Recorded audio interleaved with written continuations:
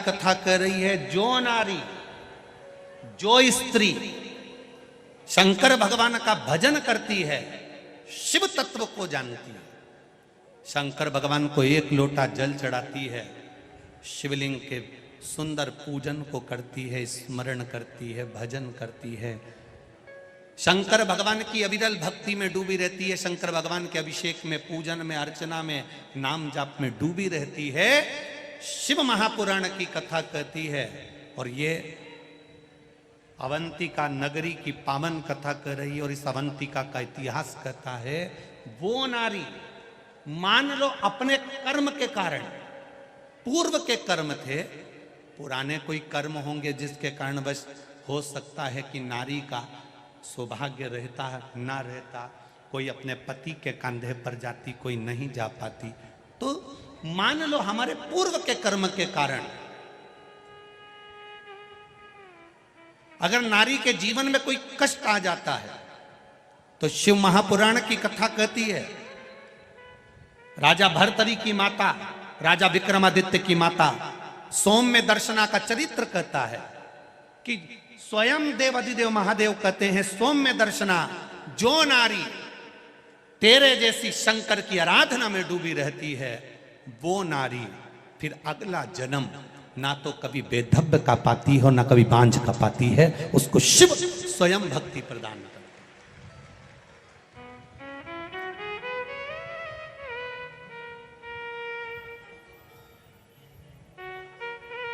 माता लक्ष्मी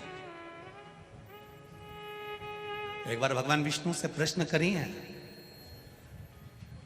कि ये सारा ठाट भगवान नारायण, आपको बैकुंठ का राज्य कैसे मिला, आप बैकुंठ के अधिपति कैसे बने, आपको ये बैकुंठ कैसे प्राप्त हुआ?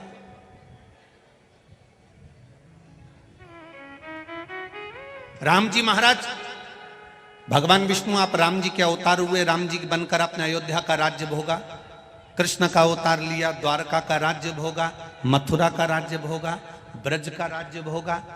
आखिर आपको ये राज्य हर घड़ी, हर पल, हर क्षण कैसे प्राप्त होते हैं, किस तरह से? भगवान विष्णु से माता लक्ष्मी ने प्रश्न करा है विष्णु पुराण के अंतर्गत, और कुर्म पुराण में भी, कुर्म पुराण में भी इसका वर्णन प्रश्न किया, ये आपको सुख कैसे मिल जाता है? आपको बैकुंठ का राज्य मिल गया, आपको द्वारका का राज्य मिल गया, आपको अयोध्या का राज्य मिल गया, आपको रावण की लंका दूसरे की थी वो लंका का राज्य आपको प्राप्त हो गया, ये कैसे प्राप्त हो जाता है? भगवान विष्णु ने अपनी धर्म पत्नी माता लक्ष्मी से कहा, लक्ष्मी मैं प्रतिदिन शंकर के शिवलिंग की आराधना करता हूं। लक्ष्मी जी ने कहा, क्या नाथ मैं शिवलिंग की आराधना कर सकती हूं? क्या मैं शंकर के शिवलिंग का पूजन कर सकती हूं, उसकी आराधना कर सकती हूं?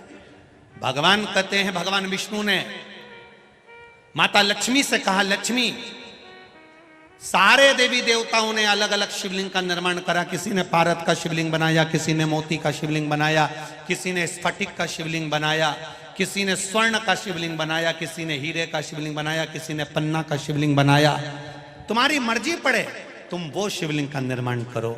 माता लक्ष्मी ने सुंदर आनंद के साथ एक पुखराज का शिवलिंग का निर्माण करा और सुंदर माता ने उस शिवलिंग की आराधना और पूजन करना प्रारंभ कर दिया। अब क्या मिला माता लक्ष्मी जी को? लक्ष्मी जी को मिला क्या?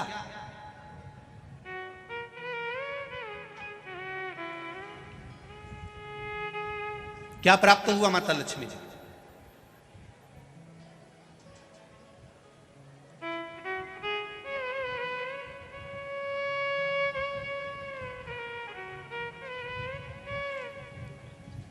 भगवान कृष्ण की प्रिया है राधिका जी, राधिका जी के प्रिय हैं भगवान कृष्ण। राम जी को बीच में कुब्जा भी मिली, सुपनखा भी मिली, पर मेरे नारायण को बहुत कुछ प्राप्त हुआ, पर आज भी लक्ष्मी जी को क्या मिला है? तो कहा, लक्ष्मी तुम किस चीज के लिए शिव जी की आराधना कर रही हो? लक्ष्मी जी कहती हैं बस आपके चरण की सेवा मुझे दिन रात मिले। नारायण कहते हैं मैं तो भगवान शिव के सेवा में लगा रहता हूं और आप मेरे चरण की सेवा मांग रही हो, तो मेरे चरण की सेवा इससे नहीं मिल सकती। कोई देगा तो वो देवाधिदेव महादेव ही दे सकते। घोर तप माता लक्ष्मी ने करना प्रारंभ करा। शिवलिंग का स्नान कराती, शंकर भगवान का अभिषेक करती, शंकर भगवान की पूजन करती, शिव जी का सुंदर आनंद से श्रृंगार करती। मेरे देवाधिदेव महादेव, मेरे काल अधिपति महाकाल राजा, मेरे विश्वनाथ भगवान स्वयं उस शिवलिंग में से प्रकट होकर बोले लक्ष्मी तुम्हें क्या चाहिए। लक्ष्मी जी कहती हैं प्रभु आपने मेरा विवाह नारायण के साथ तो कर दिया, पर नारायण दिन रात आपकी सेवा में लगे रहते हैं तो उनके चरण मुझे नहीं मिल पाते। शंकर भगवान ने कहा मैं वचन देता हूं लक्ष्मी तू नारायण के चरणों में सदा विराजमान मिलेगी।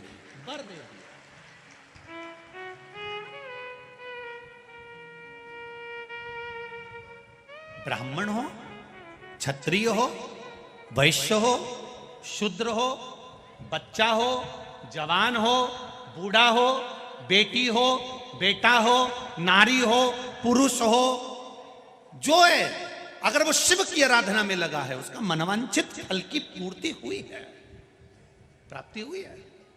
और कोई तुमसे कहे कि स्त्री शंकर भगवान का आराधना कर सकती है, पूजन कर सकती है, तो दूर नहीं जाना।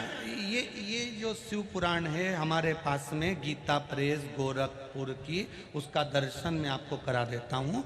ये शिव पुराण गीता प्रेस गोरखपुर की है, तुम भी बाजार से लेकर आना। इसका 73 नंबर का पेज निकाल कर पढ़ना विद्येश्वर संहिता में से। उसमें लिखा हुआ है जो नारी शंकर भगवान का स्नान कराती है, श्रृंगार करती है, पूजन करती है, वो संसार सागर से मुक्त होकर मां पार्वती की परम सखी बनकर विराजमान होती है। यह विद्येश्वर संहिता कह रहे।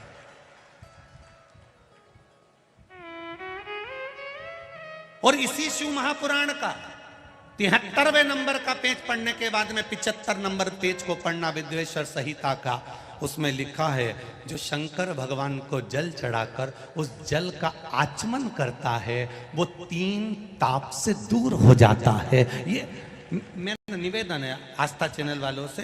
पन्ना मैं निकाल रहा हूँ और उसको मैं लाइन से अक्षरों पर लाइन दिखा रहा हूँ। मेरा निवेदन है आप भी बताना कि शंकर जी पर जल चढ़ाकर पीने का कितना लाभ है।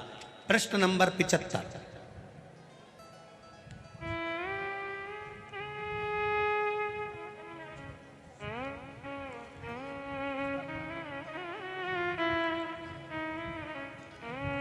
अब आस्था चैनल से निवेदन है और आप सब भी एलसीडी पर ध्यान देंगे और अपने अपने मोबाइल पर भी, जितने लोग टीवी पर कथा सुन रहे हैं वो मोबाइल पर सुनने वाले वो, जो लोग कहते हैं शिव जी पर जल चढ़ा हुआ नहीं पीना चाहिए, उसके लिए मेरे वेद व्यास जी लिख रहे हैं पेज नंबर 75 विद्येश्वर संहिता।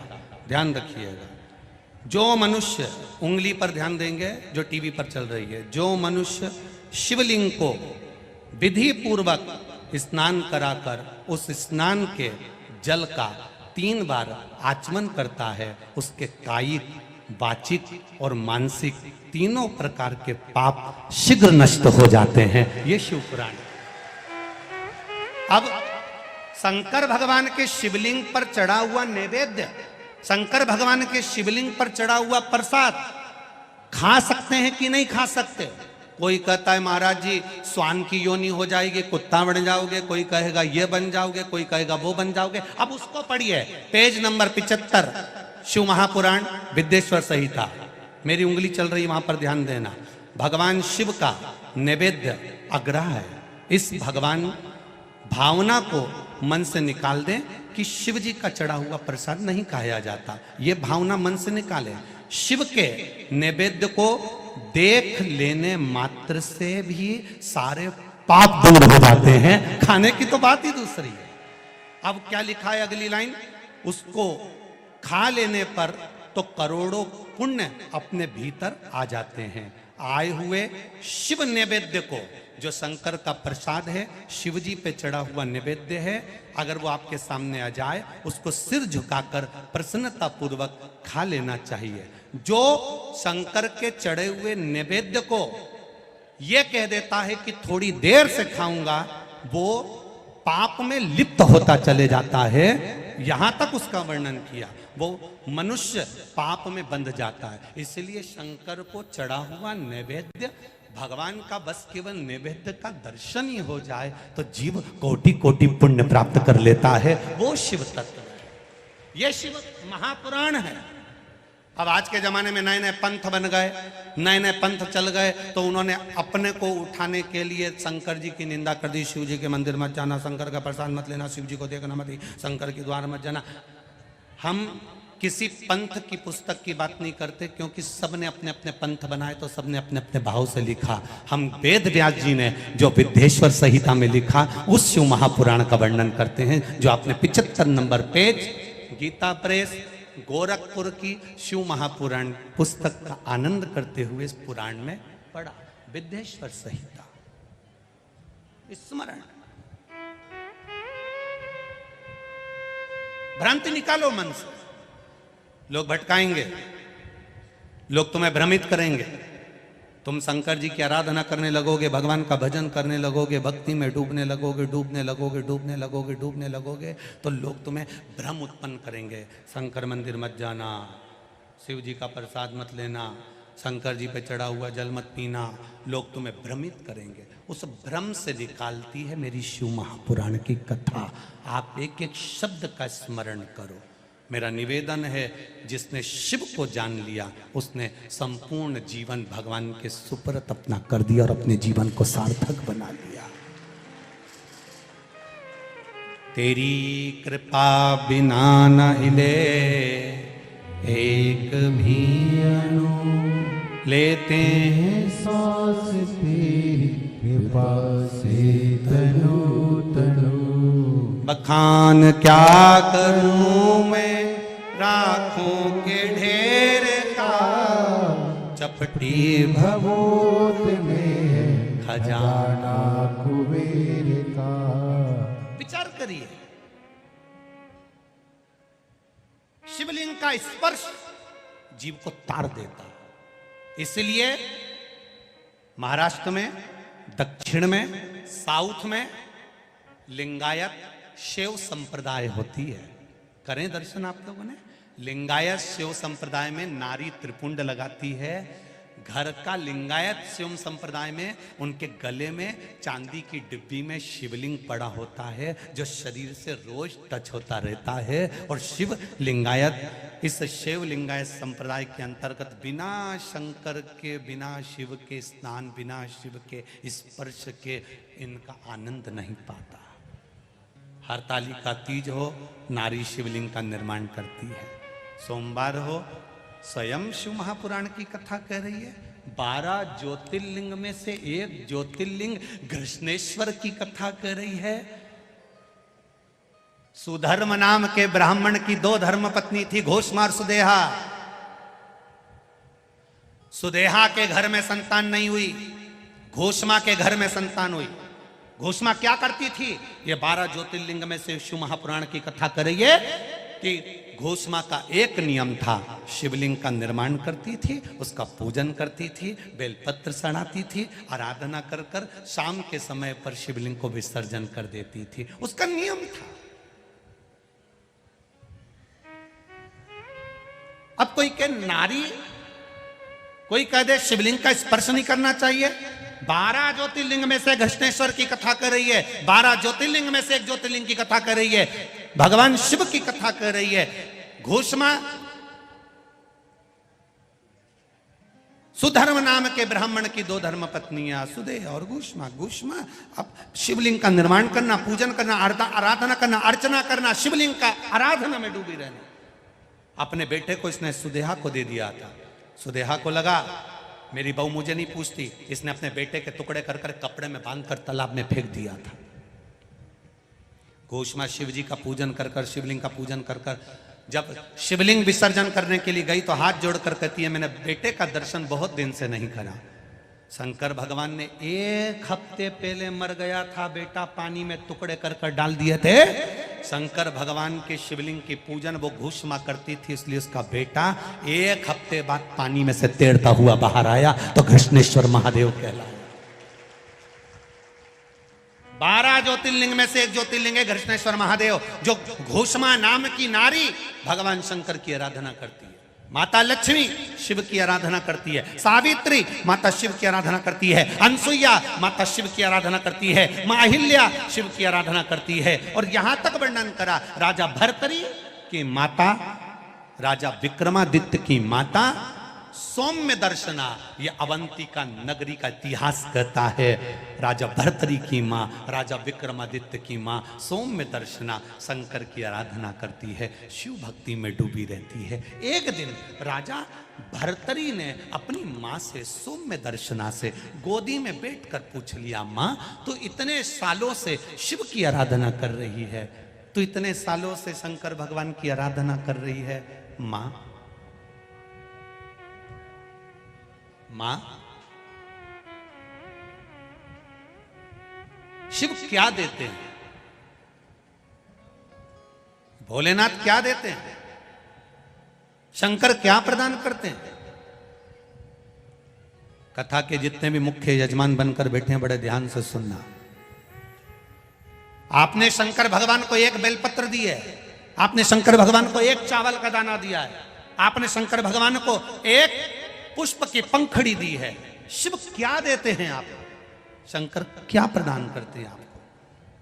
तो सौम्य दर्शन ने कहा, जब व्यक्ति विपदा की घड़ी में खड़ा होता है, विपदा की घड़ी एक ऐसी होती है जिस घड़ी में सब साथ छोड़ देते हैं, उस समय पर महादेव कदम से कदम मिलाकर साथ चलते हैं। कदम से कदम मिलाकर महादेव साथ चलते हैं। आज अवंतिकापुरी में रहने वाले, उज्जैन में रहने वाले ये विचार करें,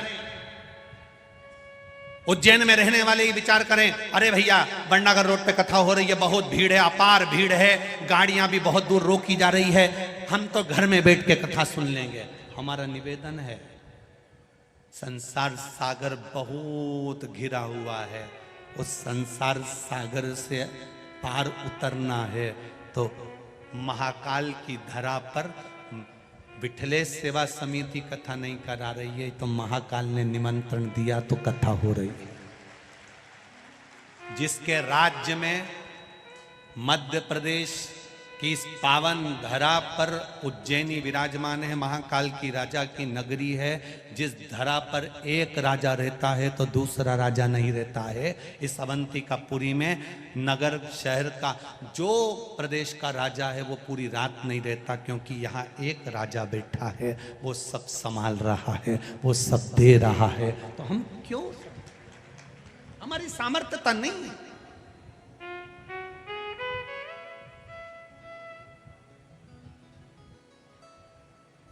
कितनी चिलचिलाती धूप, गर्मी, जब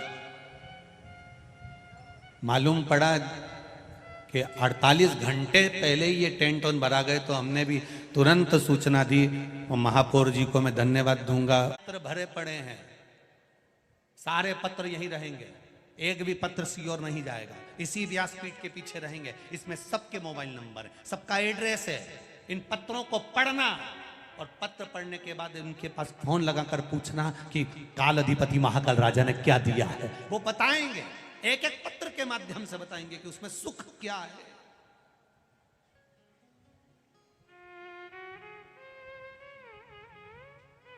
हमें ना तो किसी का भविष्य लिखना आता है, ना हम तुम्हारा कोई इतिहास लिख सकते हैं कि तुम कहां से आई, कहां जाएगी, कितनी रोटी खाएगी और कितनों के प्राण खाएगी, कितनों को तकलीफ दोगे। ये हमें लिखना नहीं आता, क्योंकि हम भविष्यवक्ता नहीं है। भविष्यवक्ता तो केवल एक है, जिसने यशोदा जी का हाथ देखकर बता दिया था कि तेरे बेटे के ऊपर काल मंडरा रहा है।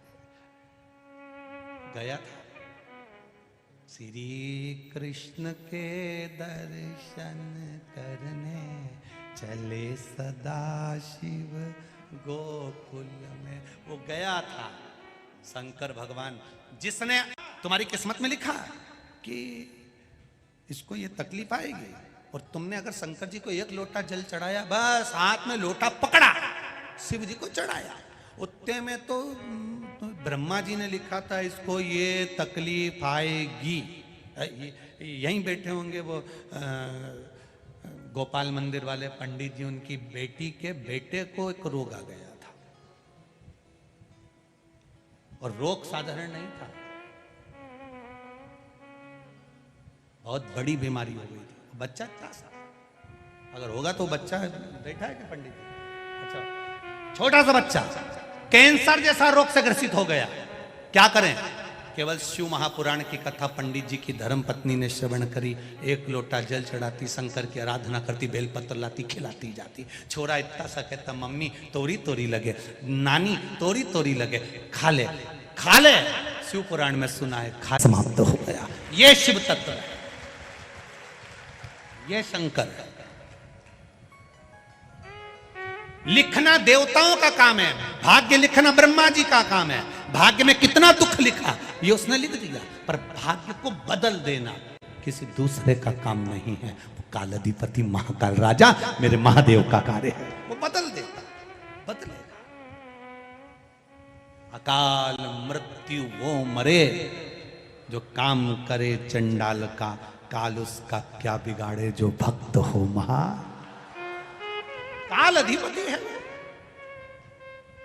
कई लोग कहेंगे इतनी भीड़ में जाकर क्या करोगी, कितनी गर्मी। एक बार जरा पीछे पलट कर देखोगे तो पूरे खेत में लोग गर्मी में बैठे हुए हैं, बिना टेंट के भी। और 3 घंटे की तो कथा है, उससे पहले जगह संभाली होगी, धूप में भी तो कितने घंटे पहले संभाली होगी। विचार करिएगा जरा। जितने यहां हैं उतने रोड पर चल रहे हैं केवल बैग ले लेकर आने के लिए।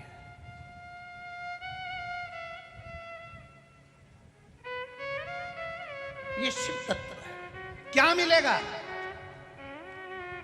कहेंगे लोग, क्यों जा रहे हो, क्या मिलेगा? एक महिला ने पत्र लिखा है, वो कक्ष में रखा है जहां हम ठहरे, उसमें उन्होंने लिख के भेजा, गुरुजी आप कहते हो सोने की रकम मत पहन के आओ, सोने की रकम मत पहन के आओ। हमने कहा इसलिए कहते हैं कि सोने की रकम मत पहन के आओ, क्योंकि राजा को दिखेगा बेचारी के कुछ नहीं है सोना मोना का, तो दे देगा, क्या दिक्कत है? अपने को तो इस अवंतिका से सीखना है ना, राजा विक्रमादित्य से सीखो तो सही करता क्या था। बस इतना शंकर जी का भजन करा, इतना शंकर जी का भजन करा, इतना शंकर जी का भजन करा कि मेरी माँ शंकर जी का भजन करती थी तो मैं भी करूंगा। उन्हें भजन करते करते करते करते करते करते शंकर जी से मांगा तो मांगा क्या कि कुछ नहीं, एक लोहे की कढ़ाई दे दो। शंकर भगवान ने कहा लोहे की कढ़ाई का तू क्या करेगा रे, अवंतिका का राजा है विक्रमादित्य, तू लोहे की कढ़ाई का करेगा क्या? राजा विक्रमादित्य कहते हैं इसमें बस कुछ नहीं करूंगा ने, इसमें बस केवल तेल उकाल के इनमें पूड़ी तलूंगा। अब बता, पूड़ी तलने के लोहे की कढ़ाई? हाँ, राजा विक्रमादित्य को सोने की एक लोहे की कढ़ाई दे दी गई, शंकर जी ने दी, और पूड़ी तो नहीं तला। रोज सुबह नहा धो के वो कढ़ाई में उकलते हुए तेल में खुद कूद जाता। शंकर जी तुरंत दौड़ के आए, क्या कर रहा है? कुछ नहीं। शंकर जी समझा रहे क्यों तेल में कूद रहा, मर जाएगा। उकलते तेल में कूद गया, कूदा, मर गया। मर गया, हाँ। लोग कहेंगे बताओ कढ़ाई इन्हीं की थी। तुरंत 64 योगिनियों को भेज दिया, जाओ पूछो इसको क्या चाहिए। पहले तो वो तो मर गया, शंकर भगवान की इतनी जल्दी नहीं मरने दूंगा, तुम तो जाओ, अभी गाड़ी अपनी ओटले पे है, चलने दो, जाओ। 64 योगिनियां जाके पानी का छींटा देके ने विक्रमादित्य को उठा के बोली, दादा तुझे चाहिए क्या? क्या कुछ नहीं, बस 40 किलो सोना चाहिए। तो ठीक है 40 किलो में तेरा काम हो जाएगा। हाँ तुम तो दे दो 40 किलो। इनने 40 किलो सोना दे दिया। ये दूसरे दिन फिर तैयार होकर कूद किया। शंकर जी ने कहा जा जल्दी जा जल्दी जा। 64 योगिनियां फिर पहुंची, क्या चाहिए? 40 किलो सोना दे दो। अब ये रोज नहाए धोए ने उकलता हुआ तेल में कूद जा। शंकर भगवान पहले से के रख दिए, ये रोज कूदेगा, तुम 40 किलो तैयार रखो। तो तुमसे भी निवेदन है, सोने की कोई रकम पहन के मत आना, सोने का कोई सामान लेके मत आना। ये कढ़ाई भोलेनाथ जी की है, जो एक बारी में आके बैठ गया 40 अपने टेंशन। बोल बम का नारा है, सारी समस्या का हल एक लोटा जल बस चढ़ा शिव भजन करो, शिव। और जब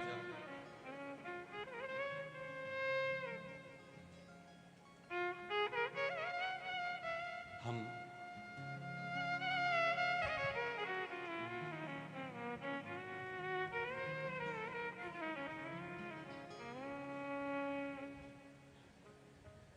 छिपरा तट पर रहिए वो महाकाल को भजिए।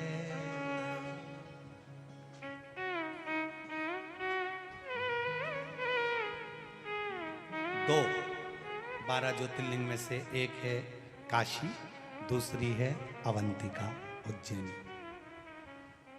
काशी में जो मरता है उसको मरते ही मोक्ष मिल जाता है। अब थोड़ा समझ लेना, हो बहुत काम की चीज है रे दादा। ओ भैया बड़ा ध्यान से सुनना, इतनी सी मत निकलने देना। काशी में लोग मरने के लिए जाते हैं, मरेंगे मोक्ष मिल जाएगा, प्राण छूटेंगे मोक्ष मिल जाएगा। काशी में पार्वती जी ने वर मांगा था कि जो मरेगा उसको गुरु मंत्र आपको देना पड़ेगा, मर गया। अब एक बार उज्जैन में रहने वाला मर गया, अब तेरा क्या होगा रे कालिया, जरा विचार कर। उज्जैन में रहने वाला मर गया और शंकर जी आ रहे थे कैलाश पे। उनने क्या देखा कि नंदी पे, जो उज्जैन में मरा था वो नंदी पे बैठा था, और शंकर जी उस नंदी का बेल की रस्सी पकड़कर डमरू बजाते बजाते चल रहे थे, और आगे सबकी सब जितने उनके नंदी श्रृंगी भृंगी जितने थे वो तुम्बा तुम्बी बजाते हुए पुंगा पुंगी बजाते चल रहे। अब जैसे ही कैलाश पे पहुंचे तो पार्वती जी को लगा जाने भगवान जाने कौन आया, इतना VIP मेहमान, ना जाने कौन आ गया। पार्वती जी ने पूछा, इतना डमरू बजाते बजाते आ रहा हो, इतना तो जिंदगी में तुमने मेरी शादी में नहीं बजाया, इतना बैंड बाजा तो, इतना बैंड बाजा तुमने कभी नहीं बजाया, न पुंगा पुंगी ने सेनाई न तुम्बा तुम्बी ने मृदंग ने ढोल ने नगाड़े, ये सब आखिर ये है कौन? पार्वती जी ने केवल अंदर इशारे में पूछा कि ये है कौन? शंकर भगवान ने कहा उज्जैन का रहने वाला है, अवंतिकापुरी का।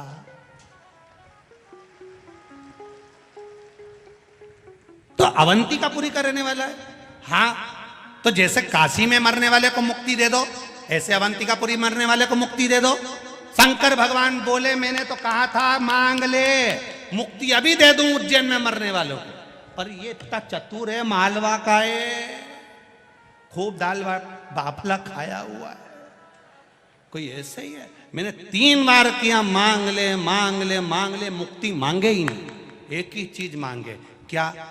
बस कैलाश में रहना है, आपकी भक्ति करना है, दूसरी बार जन्म देना, वापिस उज्जैन में जन्म दे देना महाकाल की तरह। तो पार्वती जी बोली शंकर जी से, तो तुम इतने टेंशन में क्यों? कि मुक्ति मांग लेता तो एक बार में खल्लास, निपट गई भाई, बंद करके पटक दो। अब हर बार मांगा कैलाश का धाम दो, भक्ति दो, और दूसरी बार वापिस उज्जैन में जन्म दो। अब ये यूं ही मरता रहेगा, यूं ही चाहता रहेगा, बार बार उज्जैन, बार बार भजन, बार बार कैलाश। तो उज्जैन में मरने वाला मुक्त तो होता ही है, संग में शंकर की भक्ति प्राप्त कर कर फिर पुनः शिव के धाम में आ जाता है। वो इस उज्जैनी का आनंद है, साधारण नहीं है उज्जैनी महाराज। शिव भक्ति मिलती है, शिव भजन मिलता है, मुक्ति मिलती है, कैलाश का धाम मिलता है, शंकर का गुणगान मिलता है जब उज्जैनी का अवंतिका पुरी में। और आप सब किस्मत वाले हो साहब जिसने एक बार इस अवंतिका पुरी में बैठकर शिव महापुराण की कथा सुन ली। तुम चिंता मत करना, तुम्हारा मकान उज्जैन में होए चाहे नहीं होए, पर तुम्हारा रजिस्टर में नाम आ गया। मकान भले यह नहीं है पर कहलाओगे तुम उज्जैन वाला ही हो। तो तुम चिंता मत करना, अपन सब नंदी पे बैठ के चलेंगे, कैलाश में मिलेंगे और वापिस यही उज्जैनी में आएंगे और फिर शिव पुराण की कथा करेंगे। अपन टेंशन काहे को चिंता करना। हाँ, चेहरे बदल सकते हैं, तुम्हारी नाक लंबी है तो थोड़ी टेढ़ी हो ही जाएगी। अब कान मान बदली जाए ना, मुंडा का थोड़ा नक्शा मक्सा बदली जाए तो टेंशन बदल। या बस एक ही है, अवंतिका अवंतिका है। कहा सौम्य दर्शना से राजा भर्तरी कह रहे हैं विक्रमादित्य के बड़े भाई, क्या मिलता है? मां कहती है कि वो कदम से कदम मिलाकर चलता है, भटकने नहीं देता। मां वो भटकने नहीं देता? नहीं, आएगा मौका तो शिव की आराधना का फल तुझे बताऊंगी मैं। और अभी कथा में कहा जोरू और जमीन व्यक्ति को कब बदल देती है पता नहीं पड़ पाता। आया समय, राजा भर्तरी ने खूब भजन करा देवाधिदेव महादेव का। गुरुजी प्रसन्न हो गए। गुरुजी ने राजा भर्तरी को एक फल दे दिया। राजन, ये वो फल है जो खाएगा वो जवान रहेगा, कभी बुढ़ा ही नहीं होगा। राजा भर्तरी ने फल लिया, खुश हो गया। राजा भर्तरी सबसे ज्यादा प्रेम अगर करता था तो अपनी धर्म पत्नी से करता था। उसने सोचा मैं भले बुढ़ा हो जाऊं पर मेरी पत्नी जवान की जवान बनी रहे, तो उन्हें वो फल राजा भर्तरी ने अपनी पत्नी को दे दिया। पत्नी फल लेकर गई। अब क्या बोलूं, पत्नी फल लेकर गई। राजा भर्तरी की धर्म पत्नी, राजा भर्तरी सबसे ज्यादा प्रेम पत्नी से करता था, इसलिए उसको बूढ़ी होते नहीं देख सकता था, तो उसको फल दे दिया। पत्नी फल लेकर गई। वो सेनापति को ज्यादा चाहती थी, राज्य के सेनापति को बहुत प्रेम करती थी। उसने सोचा फल मैं खा लूंगी, जवान हो जाऊंगी, पर जवान तो मैं जिसको चाहती हूँ सेनापति को होना चाहिए। तो सेनापति को फल दे दी कि इसको खा लोगे, जवान रहोगे, मरते दम तक बूढ़े नहीं होगे, मरते दम तक बूढ़े नहीं हो गए। सेनापति ने फल लिया। सेनापति रानी सेनापति को चाहती थी पर सेनापति रानी को नहीं चाहता था। सेनापति रानी के यहाँ जो एक नौकरानी थी दासी, उसको बहुत प्रेम करता था। तो सेनापति ने सोचा मैं बूढ़ा हो जाऊं चल जाए, पर ई के बूढ़ी नहीं होने दूंगा, तो वो फल दासी को दे दिया। अब दासी के पास में फल आया। दासी ने विचार करा ये वो फल है जो खाएगा जवान रहेगा। मेरे नगर का राजा भर्तरी पूरी सनातन धर्म की ध्वजा फैला रहा है, ये फल मैं उसको दे देती हूँ, सनातन धर्म जीवित रहेगा जब तक वो रहेगा। फल लेकर वो दासी, वो नौकरानी, वो सेविका फल लेकर राजा भर्तरी के पास पहुंच गई। महाराज महाराज महाराज। महाराज ने कहा क्या बात है? ये फल वो फल है जो खाएगा वो जीवन भर जवान रहेगा। भर्तरी के हाथ में फल आया। फल आते से ही भर्तरी ने देखा ये तो मैंने रानी को दिया था। नौकरानी से, दासी से पूछा ये फल तुम्हारे पास कैसे आया? उसने बताना नहीं चाहा। राजा ने उसको डराया, धमकाया। तब उसने कहा सैनिक मुझे चाहता है, ये फल मुझे सैनिक ने दिया। सेनापति को दिया। सेनापति को बुलाया, फल कहां से आया?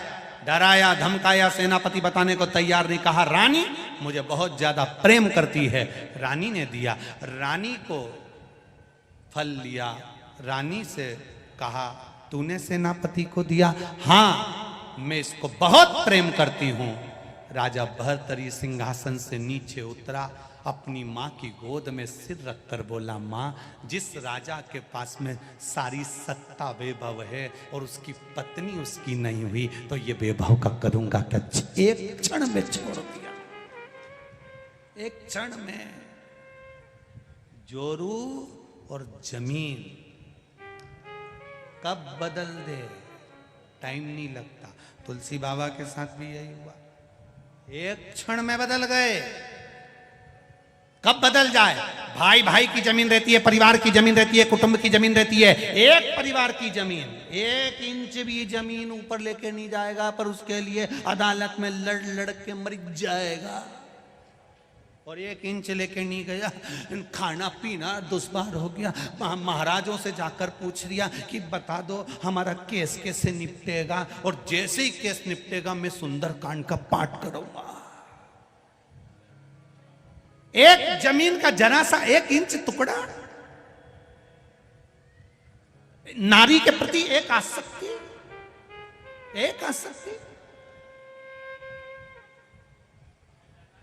कर दिया।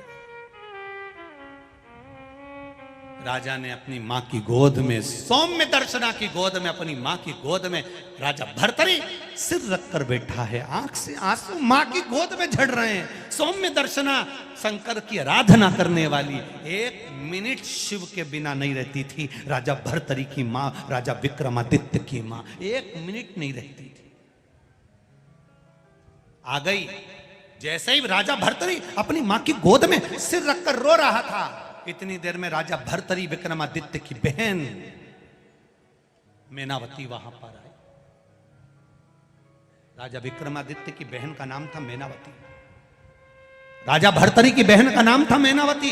मेनावती दौड़ कर आई और मेनावती ने आकर देखा, अगर दुनिया में जो संबंध भगवान ने बनाया है ना, भाई का, बहन का, ये संपत्ति बांटने के लिए नहीं, ये विपत्ति बांटने के लिए बनाया है। संपत्ति बांटने के लिए नहीं। जोरू और जमीन व्यक्ति को जानवर बना देती है। थोड़ा बचकर रहिएगा। सहजता में ध्यान रखकर चलना है।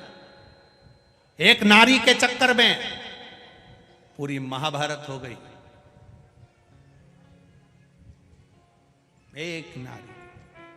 एक नारी के चक्कर में पूरी रामायण हो गई। अगर वो सूर्पणखा नहीं जाती राम जी के पास और भाई से कह रही मैं तो पानी पीने गई थी, अब इतना बड़ा लंका का राजा रावण, इतनी विद्या थी उसके पास में, बस एक जरा सी देर में यूं करता ना तो देख लेता कि ये पानी पीने गई थी कि पानी ग्रहण संस्कार करने गई थी। तासन देख लेता ना तो समझ में आ जाता ना। बहन के कहने में बस मैं तो भैया आंख में से आंसू डालती बोली मैं तो पानी पीने गई थी। इतना में तो भाई ने कह दिया ने तू चिंता मत करने, अब तो निट्टा ही धुआं क्या है। इसलिए ये रोए तो थोड़ा ध्यान रखना कि ये सही बोली रही है, थोड़ा इसका भी ध्यान रखना पड़ेगा। बात तक पहुंचो। हम ये नहीं कह रहे कि किसी के आंसू ना देखिए, आंसू कभी झूठा नहीं होता, पर बोलने की भाषा झूठी हो सकती है। सत्य को पकड़ो। वेद व्यास जी ने शिव महापुराण के एक एक शब्द को जनमानस के कल्याण के लिए लिखा है। आज पूरा विश्व, आज पूरा देश विदेश में जो शंकर भगवान के भक्ति बढ़ी है, और ये वेद व्यास जी ने जो शिव पुराण दी है हमको आपको, ये कोई साधारण नहीं दी है, ये शिव जी ने दी है। मिलेंगे बहुत सारे, कहेंगे ना जाइएगा, ना करिएगा, ना जाइएगा, पर दी उसने।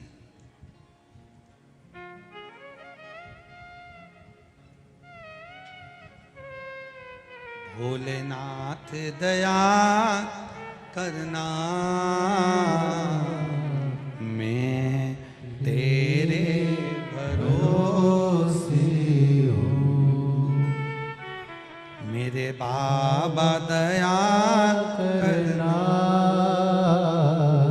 मैं तेरे भरोसे हूँ, ना घर के भरोसे हूँ, ना परिवार के भरोसे हूँ, ना घर के, आप भी बोलिए, ना घर के, जरा तेज,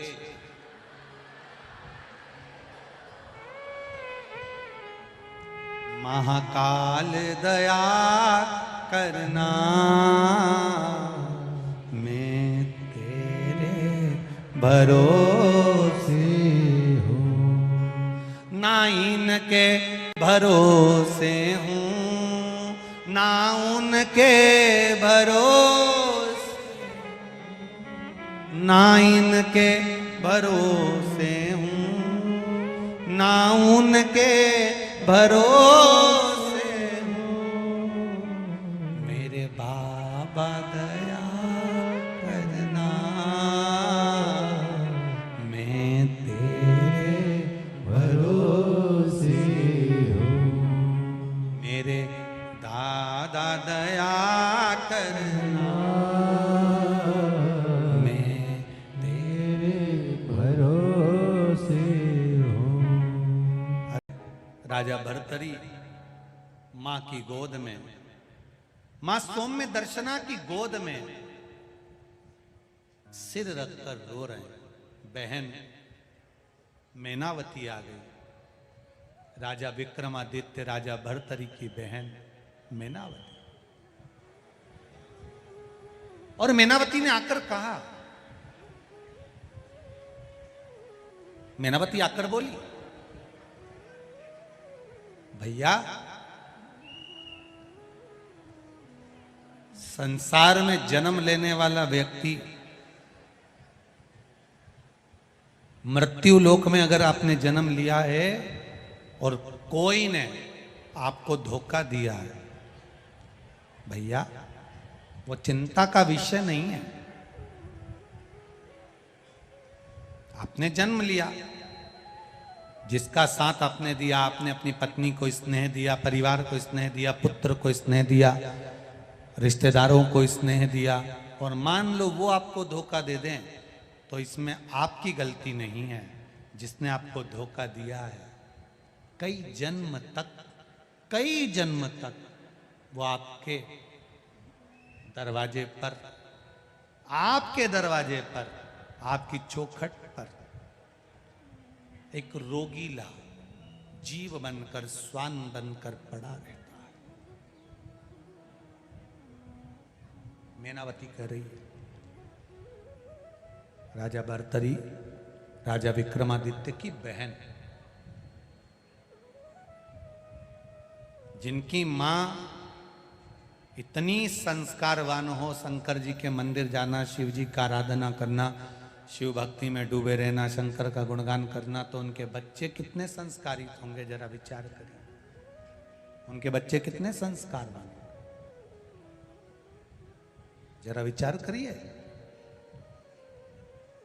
राजा भर्तरी भी भगवान की भक्ति में डूबने वाले थे, राजा विक्रमादित्य भी भगवान की भक्ति में डूबने वाले थे, और उनकी बहन मैनावती वो भी भगवान की भक्ति में डूबने वाली।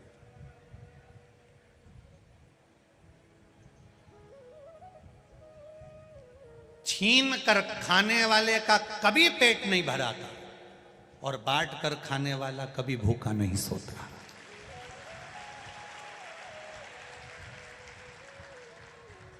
ये जितने लोगों ने यहाँ भंडारा लगाया, कोई पोया बांट रहा, कोई फल बांट रहा, कोई केला बांट रहा, कोई पानी बांट रहा, कोई छाछ बांट रहा, कोई कुछ बांट रहा, कोई कुछ बांट रहा, इन्होंने आज भले तुमको खिला दिया, पर इन्होंने जीवन पर्यंत रजिस्ट्री करवा ली कि तेरे घर के बच्चे कभी जिंदगी में भूखे नहीं मरेंगे, ये निश्चित।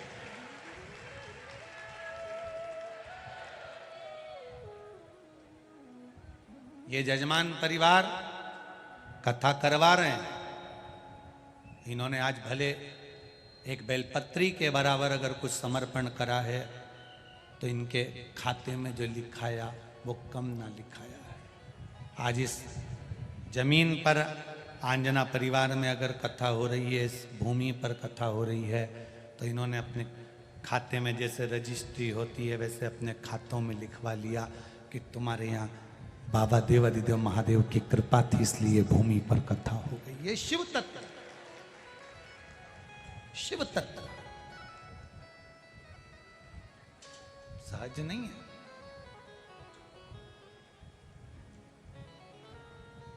मेनावती ने कहा, राजा भर्तरी की बहन बोली, आपने उसको पूर्ण समर्पण दिया, आपने उस पर भरोसा करा, आपने उस पर विश्वास किया, आपने भरोसे के साथ उसको कुछ दिया। उसने अगर आपका भरोसा तोड़ा है, उसने अगर आपका विश्वास तोड़ा है, तो इसमें आपका घाटा नहीं हुआ है, घाटा उसका हुआ है। देने वाले ने तो दे दिया। जैसे सच्चा जो भगत होता है, भगवान की भक्ति में जो सच्चा व्यक्ति डूबा रहता है और उसके साथ कोई खिलवाड़ कर जाए, उसके साथ अगर कोई उसको धोखा दे जाए, सच्चा है वो, ईमानदारी से भगवान के भजन में लगा है, भगवान की भक्ति में लगा है, और उसको अगर कोई तकलीफ दे रहा है, उस पर इल्जाम लग रहा है, उसको अपशब्द कहा जा रहा है, उसको ताना दिया जा रहा है, वो तो अपनी जिंदगी अच्छे से जी लेगा। पर जिसने इल्जाम लगाया, ताना दिया, अपशब्द कहा, आड़े टेढ़े वचन बोले, वो सुख की जिंदगी नहीं जी पाता। ये मेनावती कह रही है अपने भाई भर्तरी से, अपने भाई भर्तरी से। वो सहजता की जिंदगी नहीं जी सकता। सच्चा जो संत होता है, सच्चा जो साधु होता है, सच्चा जो तपस्वी होता है, सच्चा जो शंकर भगवान का उपासक होता है, सच्चा है, उसके मुख से कोई बात निकली तो वो पत्थर की रकील हो जाती है, और उस पर जो चलता है उसका फल उसको अवश्य प्राप्त होता है, निश्चित है। और इसका जवाब हमारे यहाँ तुलसीदास जी की कथा कहती है, गोस्वामी तुलसीदास बाबा को, कितना कितना जो इसका मुख देखेगा उसको दुख भोगना पड़ेगा, इसके माता पिता चले गए, ये चले गए, वो चले गए, भाग्य देखा तो लिख दिया ये भाग्य विहीन है। गुरु के चरणों में गया, गुरु ने उसको संभाला। फिर भी गांव के लोग, नगर के लोग, मोहल्ले के लोग अपशब्द कहते थे। एक बार गोस्वामी तुलसीदास जी निकल कर जा रहे थे। तुलसीदास जी जा रहे, एक नवयुवकल जोड़ा था, पति मर गया, अर्थी पर बांधकर उसको लेकर जा रहे हैं। पत्नी सती होने जा रही है। पहले सती प्रथा चलती थी, पति की अर्थी चलती थी, पत्नी के हाथ में तब पहनाकर पत्नी पीछे पीछे चलती थी, आंख में आंसू नहीं थे, चली जा रही। पहले सती प्रथा, और सती प्रथा में पत्नी पीछे पीछे चल रही है, पति के साथ सती होना है, चले जा रहे।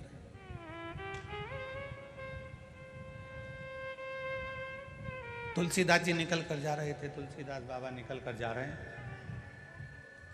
और तुलसीदास जी जब निकल कर जा रहे थे तो वो जो जिसका पति मर गया था और वो हाथ में जो मौली बंधी थी, सती होने जा रही थी, तो उसने विचार करा ये ब्राह्मण का बालक निकल के जा रहा है, लोग इसको दिन रात गाली देते हैं, आड़ा ताड़ा बोलते हैं, अपशब्द बोलते हैं, कैसा भी है पर है तो ब्राह्मण, है तो ब्राह्मण। कई लोग कहते हैं ये ब्राह्मण होकर मदिरा पीता है, ब्राह्मण होकर गाली बकता है, ब्राह्मण होकर अपशब्द कहता है, ब्राह्मण होकर ताने देता है, ब्राह्मण होकर गलत काम करता है। वो कुछ भी करे, आपको उससे मतलब नहीं है, ठीक है, उसके कर्म का दंड वो भोगेगा, पर अपन ब्राह्मण की निंदा क्यों करे, है तो ब्राह्मण। जाने वाली उस स्त्री ने सती होने से पहले चलते चलते अर्थी चल रही थी, पीछे पीछे वो चल रही थी। उसने सोचा ब्राह्मण है, उस नारी ने सिर पे पल्लू रखकर ब्राह्मण के चरणों को प्रणाम करा। गोस्वामी तुलसीदास जी को प्रणाम किया। जब गोस्वामी तुलसीदास जी को प्रणाम करा तो तुलसीदास जी के मुख से निकल गया, अखंड सौभाग्यवती। अरे बोलो तो जम के, अखंड सौभाग्यवती भव। अब जैसे ही कहा अखंड सौभाग्यवती भव, तो जितने लोग अर्थी लेकर जा रहे थे सब कहने लगे ये देखो ढोंगी को, ये बामन है, ये ढोंगी है, इसको देखो जरा, प्रपंची को, कपटी को, झूठे को, ढोंगी को। पति मर गया, सती होने जा रही है, और क्या बोल रहा है? बोलो बोलो जम के, अखंड सौभाग्यवती भव। इसको देखो, इसमें अक्ल है, ये ढोंगी में अक्ल है। इतनी गाली दी गांव के लोगों ने, इतनी गाली दी, इतनी गाली दी। स्त्री को भी कहा, किसके पांव पड़ गई थी वो? ढोंगी के, वो पापी के, कपटी के। इतनी गाली दी वो स्त्री के भी, तेरा पति मर गया, सती होने जा रही है, वो पांव पड़े तो उसके। स्त्री ने हाथ जोड़कर कहा, वो कुछ भी हो पर है तो ब्राह्मण, इसलिए मैंने उसके चरणों को धोख लगाई, प्रणाम किया। आड़ा टेढ़ा बोलती जा। अब गांव के लोगों ने कहा, क्यों रे ओए, ओ तुलसीदास पागल हो गया है क्या? कैसी मूर्खों जैसी बात करते हो? उसकी पति मर गया, सती होने जा रही है, और तुम कह रहे हो अखंड सौभाग्यवती भाव। तुलसीदास जी कहते हैं, मैं झूठा हो सकता हूं पर राम का नाम झूठा नहीं हो सकता। मैं असत्य हो सकता हूं पर राम का नाम असत्य नहीं हो सकता। अगर मैंने भजन करते करते, मैंने कथा करते करते, मैंने शिव नाम, राम नाम जपते जपते अगर किसी को कुछ कह दिया है तो उस वचन को निभाता वो है, कोई दूसरा नहीं निभा सकता, कोई दूसरा नहीं। कई लोग हमसे कहते हैं, तुमने ये पशुपति व्रत लिया है नया। ये व्यासपीठ से कथा करते करते ये शिव महापुराण का पाशुपत्य अस्त्र, पाशुपत्य व्रत का विधान शिव पुराण में लिखा है। अगर उस व्रत को दुनिया के लोग नहीं जानते थे तो हम क्या करें? शिव पुराण पढ़ी तो आपके सामने पशुपति व्रत रखा। अब पशुपति व्रत मुख से निकल गया, अब उसने निकलवाया, उसने खिलवाया शिव पुराण से, तो अब वचन निभाएगा भी तो वो निभाए। जो व्रत करे उसको फल मिले, ये उसके ऊपर, ये उसके ऊपर आधारित है। तुलसीदास जी ने कहा, मैं झूठ बोल सकता हूं, मैं असत्य बोल सकता हूं, पर मेरा राम सत्य है और सत्य रहेगा। इतने में तो गांव के लोगों को गुस्सा आ गया। उन्होंने कहा, चल हाथ पकड़ा और अर्थी नीचे रखो, नीचे रखो अर्थी। गांव के लोगों ने अर्थी नीचे रखी। देख ये मरा कि नहीं मरा, ये मरा कि नहीं मरा, देख। तुलसीदास जी ने, सत्य है वो कभी मरता नहीं है, तो ये क्यों मरा? तुलसीदास जी बोले, भैया बोलो तो सरी। इतने में मुर्दा उठकर बोलता है, राम नाम सत्य है। उठ गया, सत्य बोल दिया। ये जो मुर्दे के पीछे तुम लोग राम नाम सत्य बोलते हो, ये सबसे पहले मुर्दे ने सत्य बोला था, तब लोगों ने राम नाम सत्य बोला। उठ गया। राम झूठा नहीं है, शिव झूठा नहीं है। वो तो दुनिया, आज के समय में कई लोगों को शंकर जी की मंदिर जाने से, शिव जी पे जल चढ़ाने से, शंकर जी का भजन करने से, शिव मंदिर में जो लोगों की भीड़ बढ़ रही है, उससे कई लोगों की बुद्धि बिगड़ती गई कि भाई ऐसे कैसे भीड़ बढ़ रही है, ऐसे कैसे लोग जा रहे हैं, ऐसे कैसे लोग जल चढ़ा रहे हैं। बस लोगों के मन में ये आ गया कि ये सनातन धर्म फिर आगे बढ़ने लगा, फिर बढ़ने लगा। तो जो विरोधी थे उन्होंने हर कुछ फिर बोलना प्रारंभ कर दिया शंकर जी के प्रति, जिससे लोग मंदिर जाना छोड़ दें, शंकर पे जल चढ़ाना छोड़ दें, आचमन करना छोड़ दें। दुनिया के लोगों को बुरा लगता है कि शिव जी पे चढ़ा हुआ जल पीने से, कई लोग के मत पियो, कोई के पाप लग जाएगा। आज के जमाने में किसी ने ये नहीं किया कि मदिरा मत पियो, दारू मत पियो, गंदा काम मत करो, पर शंकर जी का जल पी रहे हैं तो के मत पियो। बस इनका चरण धोई धोई के पियो, ऐसा ऐसा महाराजों के। शिव जी का जल मत पियो, बस इनका चरण धो और पियो, उसमें पाप नहीं लगेगा। शंकर जी को चढ़ाया हुआ जल पीने में पाप लग जाए। शिव जी पे चढ़ा हुआ जल मात्र जहां से निकल कर जाता है ना, इतना पवित्र होता है कि शिव जी का जल जहां से बहकर जाता है उसको लांघा तक नहीं जाता है, इतना पवित्र होता है। कोई साधारण है?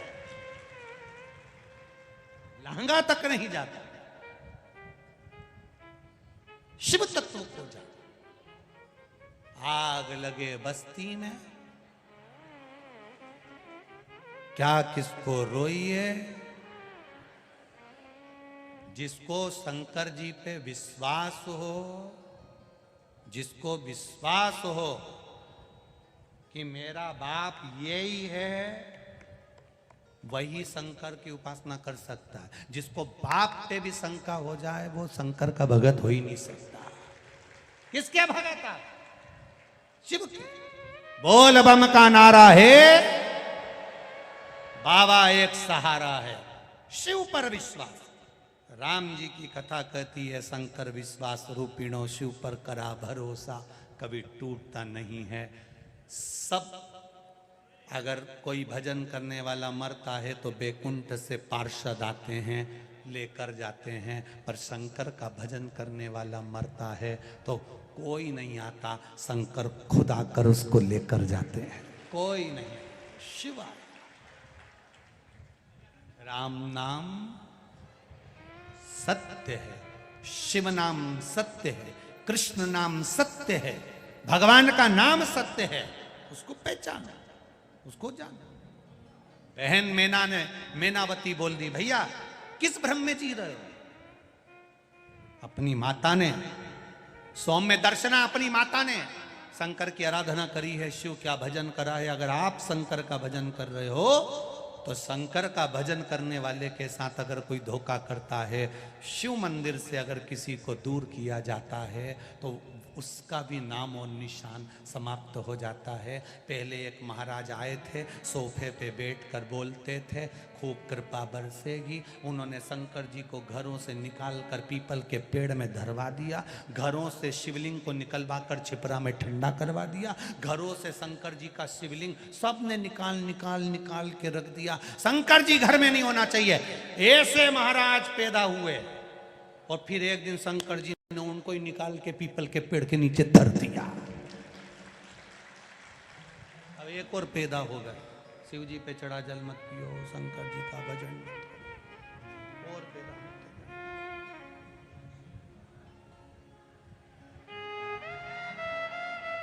शिव तत्व, शिव इस शिव महापुराण में जो जो लिखा है उसको दिल से आप लोगों के बीच में वर्णन करने का ये मौका मिलता है। शिव पुराण जो शंकर जी को भीतर उतार लिया, उसने अपने दुखों को इसमें कितने पत्र हैं ऐसे, किस किस पत्र को पढ़े, इतने पत्र हो, इतना अच्छा बात आप लोग लिख दिए हैं।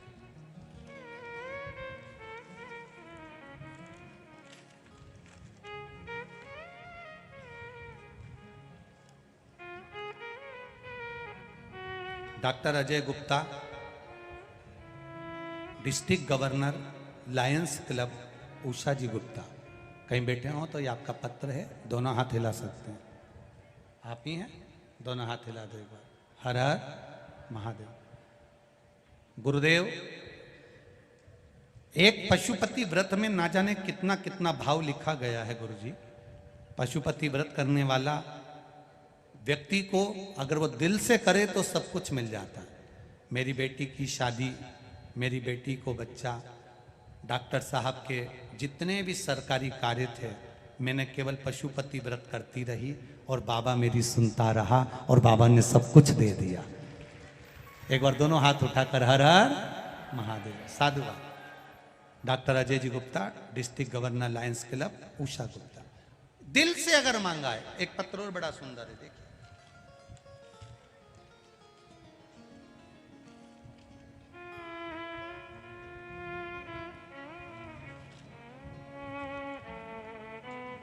शम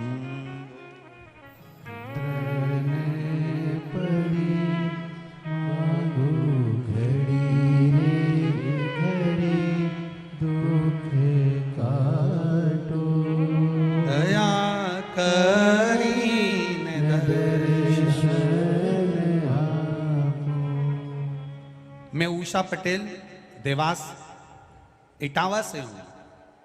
कहीं बैठी हो तो हाथ हिलाइएगा। उषा पटेल देवास इटावा। कहीं बैठी हो तो दोनों हाथ ऐसे हिला देना।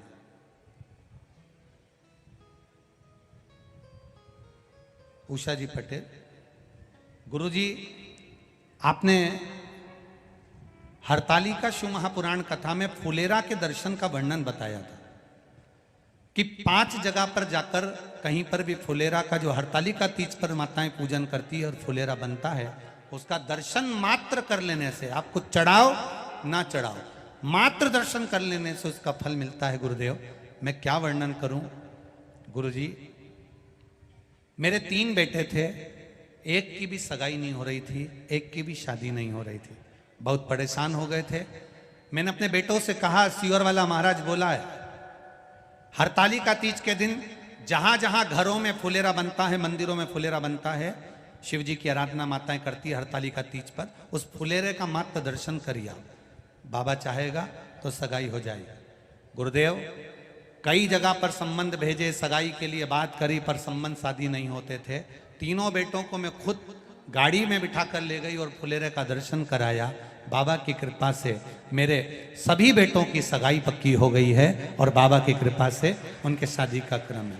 एक बेटे ने एक फुलेरा का दर्शन करते करते बाबा देवाधिदेव महादेव से मेरे सामने कहा, माँ तू कहती है कि भगवान शादी करा देता है फुलेरे का दर्शन करने से, तो मैं अगर नौकरी मांगू तो दे देगा? मैंने कहा, तेरे को जो मांगना है। मात्र फुलेरे का दर्शन करते हुए मेरे बेटे ने नौकरी को मांगा गुरुदेव, और मैंने उसके लिए पशुपतिनाथ का व्रत किया। बाबा की कृपा से उसकी एक अच्छी जॉब लग गई है और बाबा की कृपा हो गई है। ये शिव तत्व है। आपका किया भजन, आपका किया स्मरण। एक पत्र और है, एक बच्ची का, छोटी सी बच्ची।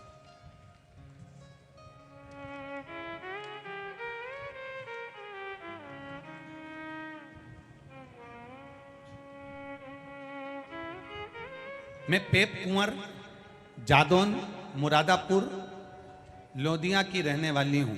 कहीं बैठी हो तो हाथ हिलाइएगा। कहीं बैठी हो तो हाथ हिलाइएगा।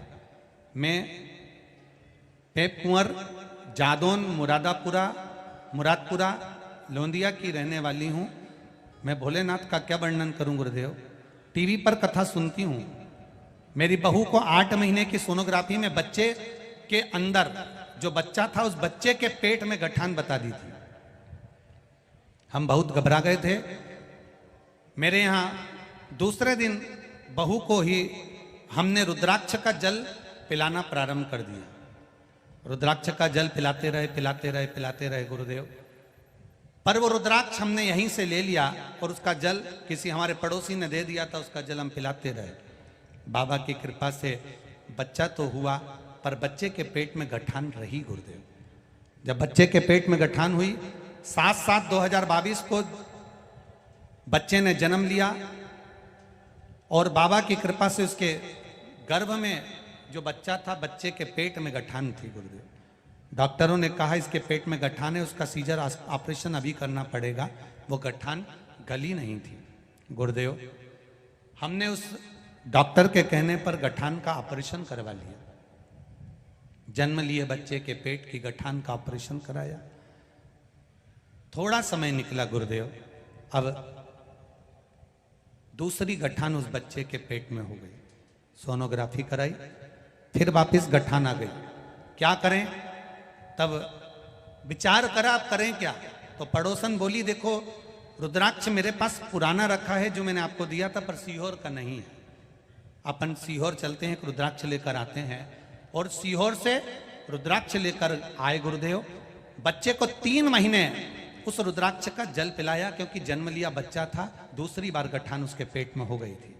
गुरुदेव जल पिलाते पिलाते 3 महीने हुए और दूसरी सोनोग्राफी जब हुई तो डॉक्टर ने कह दिया इस बच्चे के पेट में जो गठान है वो गल चुकी है। मैं बच्चे का फोटो भी लगा रही हूं। जिस बच्चे का जन्म हुआ, जिसके पेट में गठान थी, ऑपरेशन हुआ, और बच्चे का दूसरा फोटो लगा रही हूं जब गठान गल गई है और बच्चा पूर्ण तरह से स्वस्थ है। मैं सारे फोटो लगाकर भेज रही हूं। श्री शिवाय नमस्तुभ्यं। शिव तत्व को जानना,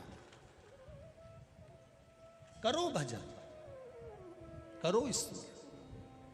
शिव के करीब जाना मतलब राम कृष्ण शंकर की अविरल भक्ति को प्राप्त कर जाना। अविरल भक्ति। मीनावती राजा भर्तरी की बहन अपने भाई को ज्ञान दे रही है। 3 प्रश्न हैं राजा भर्तरी के अपनी बहन मीनावती से।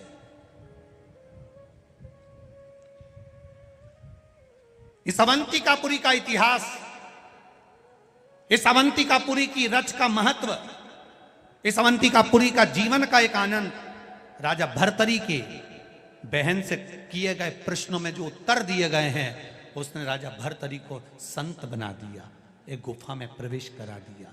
बहन भाई को सच्चा मार्गदर्शन कर दे, वो बहन कहलाती है जो राजा भर्तरी के प्रश्नों का उत्तर दे।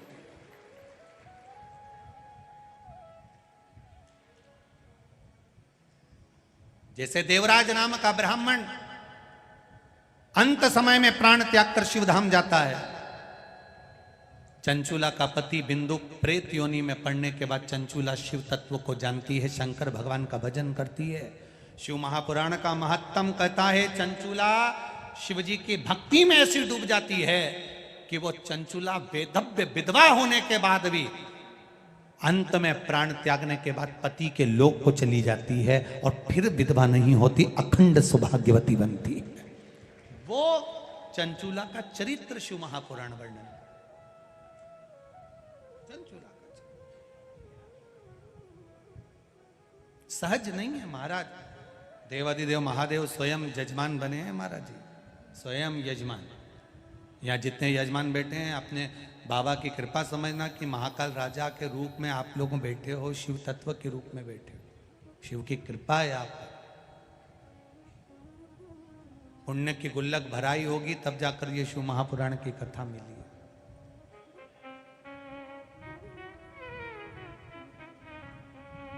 तीन प्रश्न राजा भर्तरी ने अपनी बहन से करे, बड़े भारी प्रश्न है, जिसने राजा भर्तरी को एक संत साधु सन्यासी बना दिया, जिसने राजा भर्तरी को गुरु गोरखनाथ का दर्शन करा दिया,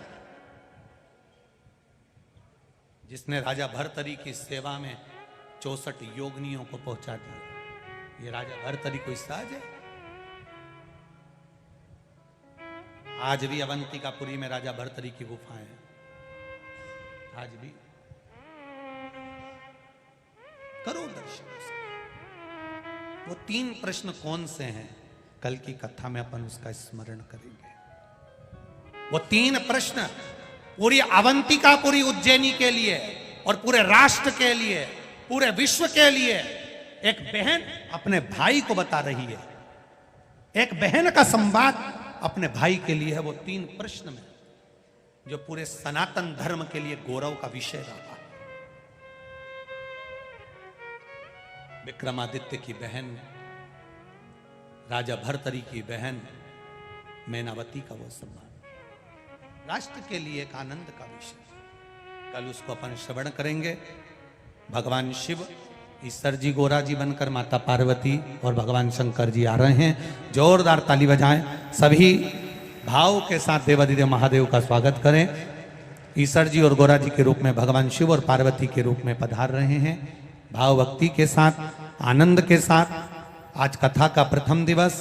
खूब खूब साधुवाद है आयोजक समिति को, जिसने इतने सुंदर आनंद के साथ